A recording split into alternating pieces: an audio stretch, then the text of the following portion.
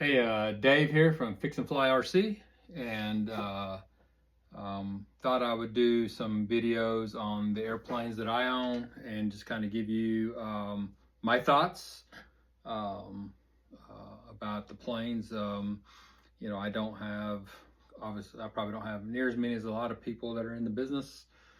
I have 6, 10, 11, 12, 13, somewhere around there. And when I first got in, I was the guy that said, hey, I would never buy, a $200 plane or a $300 plane or $400 plane or $500 plane or $600 plane. And, but as you get in this hobby, you find yourself, up in the planes, you need more batteries, you need a better controller and a better charger. And so, you can easily, start adding up a little bit here and there. And so you do have some investments in planes, and so it's one of the reasons why I choose to try to fix them when I can.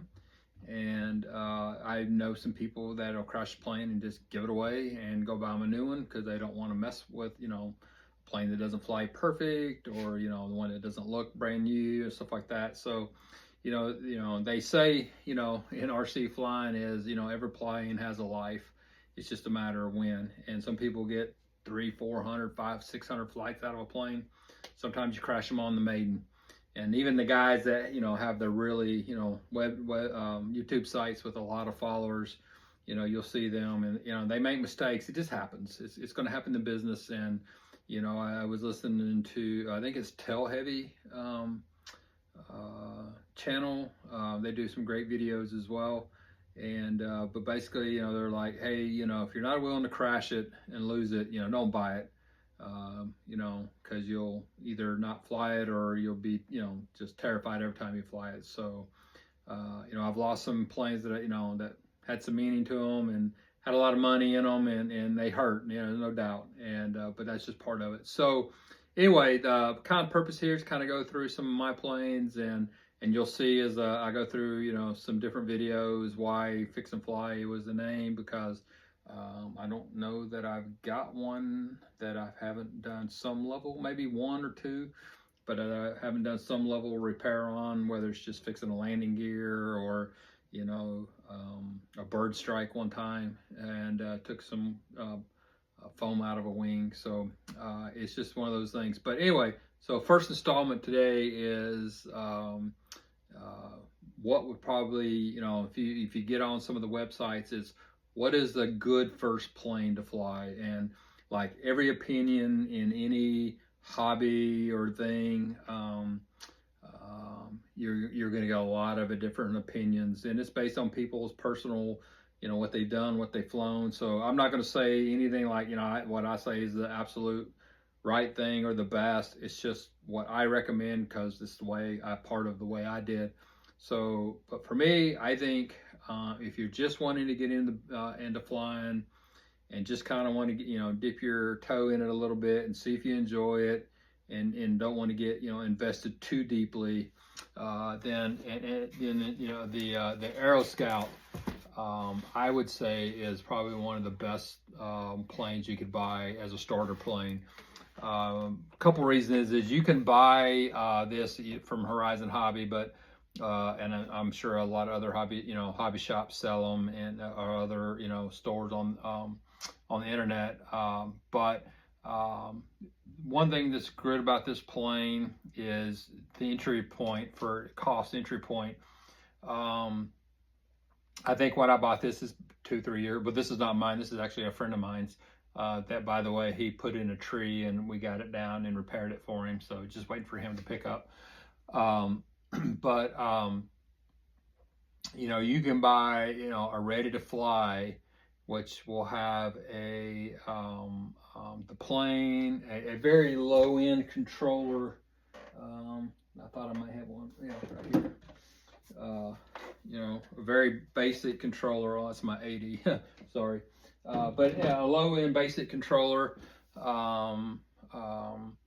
It actually comes with 3S battery and a really low end cheap charger. It takes a long time to charge a battery, but it gets you in the plane and lets you start flying. And the beauty about this plane is, one, it's just tricycle gear. So, so it's 3 gears. This plane will fly, at extremely low speeds well. And so landing, it can take quite a little beating on landing because the gear are pretty stout. But I will say that the servos in it are relatively cheap, so it's pretty easy to break a servo.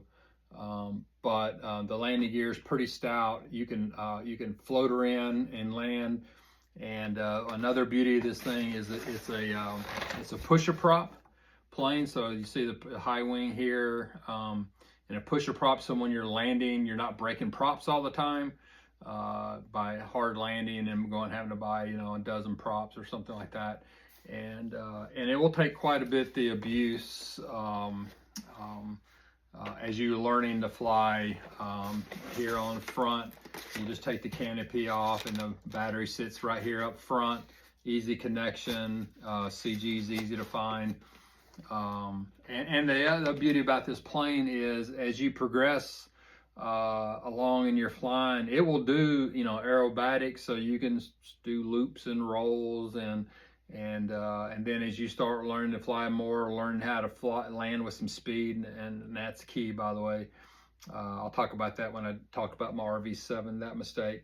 But anyway, I think this is a great plane. Like I said, this one, actually, a friend of mine that's just getting in there, it went into a tree, and we tried for a while, me and another guy, to get it down. And it was just in a tree that had a lot of vines and stuff. And it just so happened where we fly, there's a guy that used to be a tree climber. And so maybe on more than one occasion, somebody in our group has had to, fork over 20-30 bucks or something, and he'll go shimmy up a tree and pull a plane down for us. So that's pretty nice to have, because I've seen a lot of pictures of people with planes and trees, and unless the wind gets them down, they just may sit up there. So anyway, like I said, this is kind of the first installment of my just some general thoughts on some planes. Again, this is the Aeroscout by Hobby Zone, and it comes, if you buy the Bond and Fly, it comes with the smart technology, comes with the Spectrum AS3X receiver, which has safe in it, and I did a video on that a few days ago on why you should probably use safe, especially if you're just getting started. And as always, if you're just getting started, find a local club in and around your area. They've always got 1, 2, 3, several people that will help you for free. They won't charge you. A lot of them won't anyway.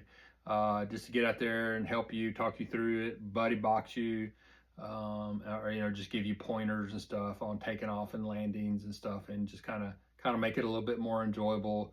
Like I said before, this is for the most part, a really great community out just trying to help everybody fly planes and fix planes, and provide experiences that they've had. And like I said, there's always going to be 1 or 2 that are going to have smart aleck comments or whatever, and you just kind of got to deal with those. And quite honestly, these websites kind of self-police themselves, and a lot of people will shut that down pretty fast if they get somebody that's getting out of hand. So anyway, hope this makes sense, and hopes anybody, feel free to leave me a comment and ask questions, and I'll get back to you as soon as I can.